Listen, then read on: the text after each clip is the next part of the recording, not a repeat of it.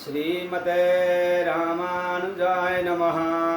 श्रीशैलेशदयापात्रं धीवौद्यादिगुणार्णवं यतीन्द्रपवनं वन्दे रम्येदमातरं मुनिं। रम्येदमातृयोगीन्द्रपादरेखामयं सदा तदा एतात्मसत्तादिं रामानुजमुनिं भजे। लक्ष्मीनाथसमारम्भं नाथयामुनमध्यमाम् अस्मदाचार्यपर्यन्तां वन्दे गुरुपरम्पराम्। श्रीमच्छठारियतिराजकृपावलम्बं सौम्योपयन्त्रि गगनाद्रिमुनीन्द्रभक्तं वेदान्तयुग्मविशदीकरणप्रवीणं रामानुजं यतिवरं गुरुमाश्रयामः। श्रीमद्काश्यपवंशमध्य गगने श्रीचन्द्रवद्भासितं श्रीमद्वेङ्कटनाथसेवनरतं बाणाचलोपासकं श्रीमधुसूदनार्यकृपया सम्प्राप्य मन्त्रादिकं वन्देऽहं बुधवर्यमाधवगुरोः पादारविन्दं सदा।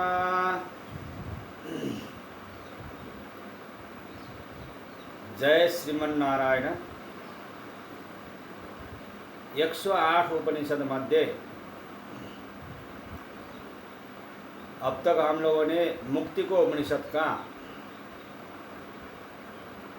58वां मंत्र तक सत्संग किया था। अब आज हम लोग 59वां मंत्र से सत्संग को आगे बढ़ा रहे हैं।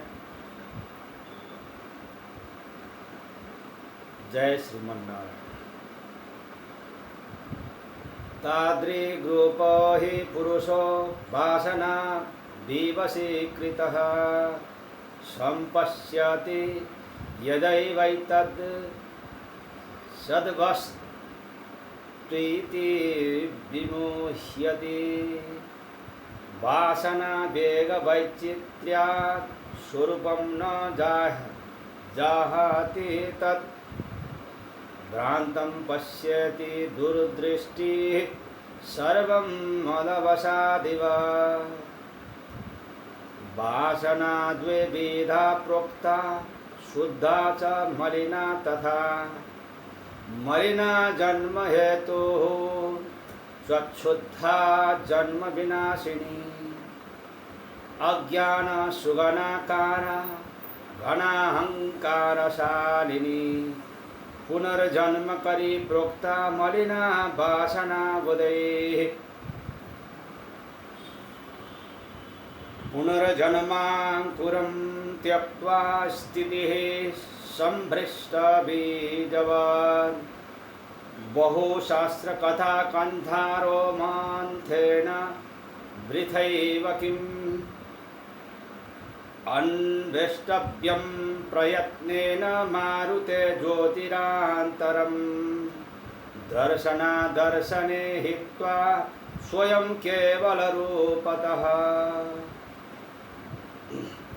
य आस्ते कपिशार्दूल ब्रह्म स ब्रह्मवित् स्वयम्। आदित्य चतुरो वेदान् सर्वशास्त्राण्यनेकशः। ब्रह्म तत्त्वं न जानाति दर्वी पाकरसं यथा। स्वदेहाशुचिगन्धेन न विरज्येत यः पुमान्। विरागकारणं तस्य किमन्योदपदिश्यते।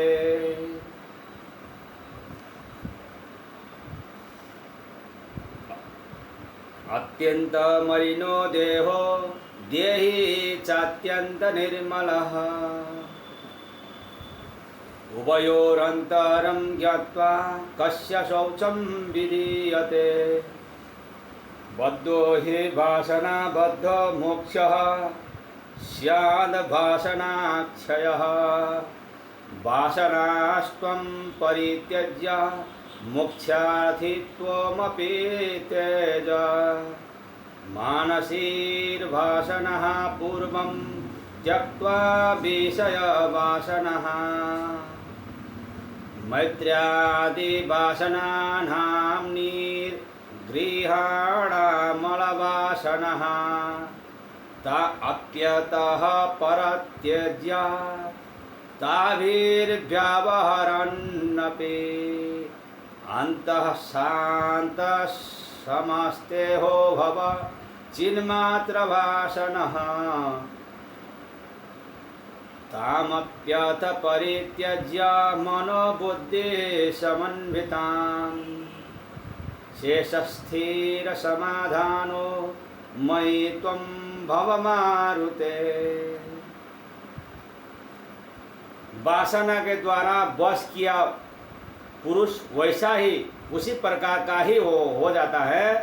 वह किसी वस्तु को देखता है और यही सत्य वस्तु है ऐसा मान भी लेता है और उसमें मोहित भी हो जाता है। वासनाओं के वेग की विचित्रता से वह वस्तु अपना वह स्वरूप भी नहीं छोड़ती। ऐसा होने से वह दूषित दृष्टि वाला मनुष्य मानो नशे में हो, मात लग गया हो उसको, इस तरह भ्रमपूर्ण ही दिखता है। यह वासना दो प्रकार की है, एक है शुद्ध वासना और दूसरी अशुद्ध यानी कि मलिन वासना। जो मलिन वासना है वह जन्म का कारण होती है और जो शुद्ध वासना है वह जन्म का विनाश करने वाली वासना होती है। बुद्धिमान मनुष्य अज्ञान के साधन अहंकार वाली गाढ़ अहंकार से युक्त पुनर्जन्मकारिणी वासना को ही मलिन वासना कहते हैं। इसलिए पुनर्जन्म के अंकुर रूप उस वासना अशुद्ध वासना को छोड़कर जले हुए बीज की सी स्थिति करनी चाहिए। बहुत से शास्त्रों की कथाओं की बार बार वृथा जुगाली करते रहने से क्या फायदा होगा। इसीलिए हे मारुति, प्रयत्न करके भीतर के ज्योति को ही खोज लेना चाहिए। दर्शन अदर्शन आदि सभी विकल्प को छोड़कर जो स्वयं कैवल्य रूप से ही ब्रह्म में अवस्थित रहता है, वह हे वानर सिम्हा स्वयं ब्रह्म हो जाता है। चारों वेदों को पढ़कर, अनेक शास्त्र पढ़कर भी मनुष्य जिस तरह दर्भी भोजन का रस नहीं जानता, वैसे ही शास्त्र के मर्म को नहीं पहचान सकते। अपने देह की अपवित्र गंध को पाकर भी जिस मनुष्य में वैराग्य उत्पन्न नहीं होता, बार बार माया ठोकरा देती है, लात मार देती है, अपने जनों से तिरस्कार करा देती है माया, तब भी जिस मनुष्य में वैराग्य उत्पन्न नहीं होता, उसे भला और कौन सा उपदेश दिया जाए।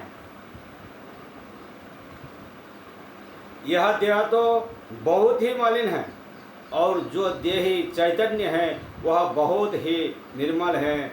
उन दोनों का अंतर जानकर किसकी पवित्रता का विधान किया जा सकता है? किसी का नहीं, क्योंकि देह तो स्वभाव से ही मलिन है, वह पवित्र हो ही नहीं सकता। अंदर सब गंदा भरा हुआ है, चैतन्य तो पवित्र ही है, उसके लिए भी पवित्रता के विधान की कोई आवश्यकता नहीं रहती। जो पुरुष वासनाओं से बद्ध है वही बद्ध कहा जा सकता है। नित्य मुक्त बद्ध केवल मुमुक्षु जीव में से वही बद्ध है, और जो वासनाओं का क्षय है वही मोक्ष कहा जाता है। इसीलिए तुम सभी वासनाओं को छोड़कर मोक्ष के अर्थित्व को भी छोड़ ही दो। पहले मन में रही हुई सभी विषयों को, वासनाओं को छोड़कर मैत्री आदि नाम की वासनाओं को ग्रहण करो। बाद में तो उनको भी छोड़कर उनके अनुसार ही बाहर वर्तन करते हुए भी भीतर में तो शांत ही और सर्व समान स्नेह वाले और केवल चिन्ह मात्र में ही वासना रखने वाले हो जाओ। हे मारुति, अंत में तो मन और बुद्धि में रही हुई उस वासना को भी छोड़कर मुझ में ही स्थिर विश्रांति लेने वाले बने रहो। केवल मुझको ही भजे रहो। अब भगवान श्री राम अपना स्वरूप बताते हैं। शब्द रहित, स्पर्श रहित, रूप रहित, अव्यय विकार रहित, रस हित, नित्य और जो गंध रहित है, नाम और गोत्र से रहित, यह मेरा रूप है। न मेरा नाम है न गोत्र है। हे पवन पुत्र, हे दुखानाशन, तुम मेरे ऐसे स्वरूप की उपासना करो। यह स्वरूप केवल साक्षी स्वरूप है, आकाश के तुल्य व्यापक और निराकार है, एक बार ही प्रकाशित हुआ है, कालातीत रूप से प्रकाशित है, अजन्म है, एक है, अक्षर है, अच्युत है और निर्लेप है, जो सर्वव्यापक है, अनंत है, जो अद्वैत है, वही मैं हूँ।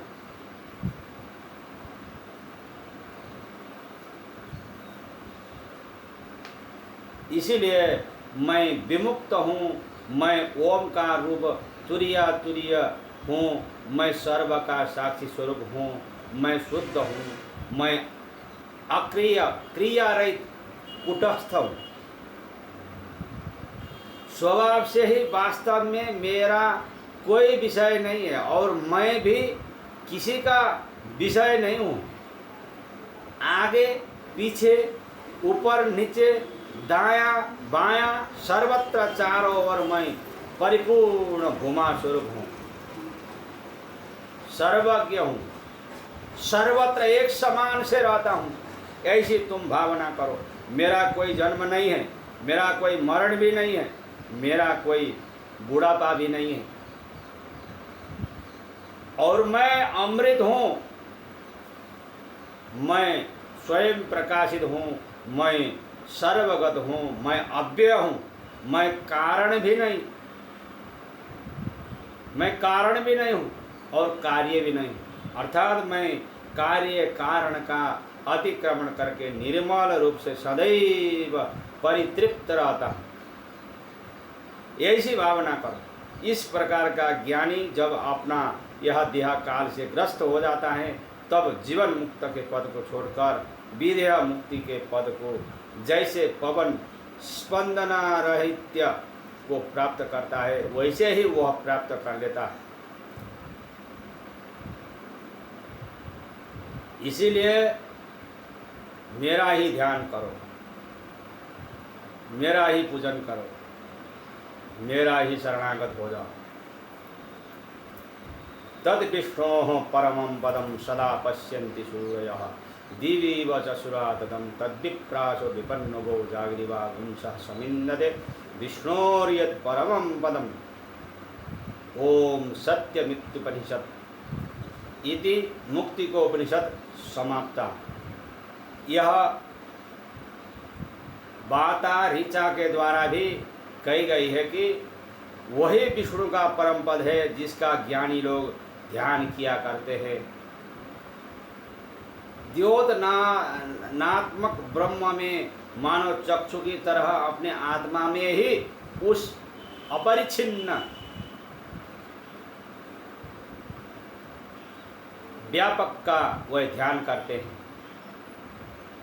ध्यान करना चाहिए क्योंकि वह विद्वान ब्रह्मविदों में वरिष्ठ है, वह कोप रहित है, वह सतत जागरूक होते हैं। वही विष्णु का परम पद है। विष्णु का परम पद पाने के लिए भगवत शरणागति अति आवश्यक है। मन के द्वारा भगवान का स्वरूप का ध्यान अति आवश्यक है। इस प्रकार मुक्ति को उपनिषद यहाँ पर समाप्त हो जाती हैं। आज ये मुक्ति को उपनिषद पूर्ण हुआ। आज के लिए इतना ही। जय श्रीमन्नारायण। अस्मद्गुरु जय जय परम गुरु जय जय श्री सर्वगुरु रामानुज जय जय रामानुज जय जय यतिपति जय जय श्रीधरणी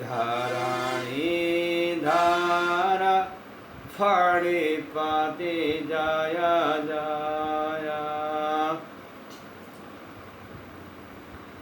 षठरिपु जय जय कारिसेनु जय जय श्री विश्वसेन मुनि सेनापति जय जय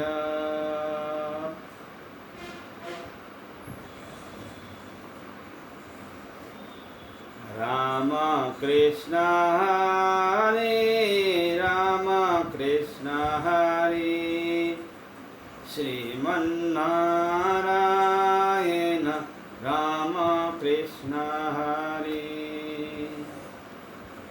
राम कृष्ण हरे राम कृष्ण हरे लक्ष्मी नारायण राम कृष्ण हरे राम कृष्ण हरे राम कृष्ण हरे श्रीरंग नारायण राम कृष्ण हरे राम कृष्ण हरे राम कृष्ण हरे वेंकट नारायण राम कृष्ण हरे। जय श्रीमन्नारायण।